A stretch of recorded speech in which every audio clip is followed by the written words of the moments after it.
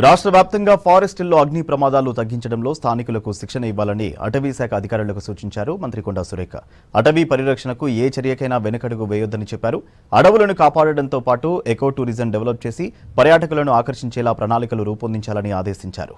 దీనిపై అటవీ, టూరిజం, పరిశ్రమల శాఖలతో సంయుక్తంగా సమావేశం ఏర్పాటు చేయాలని చెప్పారు.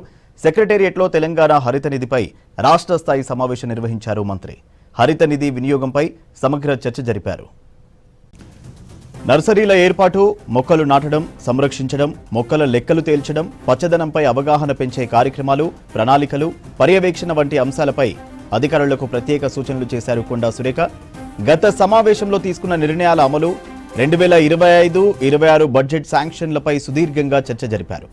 అడవుల్లో ఫైర్స్ కంట్రోల్ చేస్తే అటవీ సంపద, జంతువుల పరిరక్షణ చేపట్టినట్టు అవుతుందని చెప్పారు.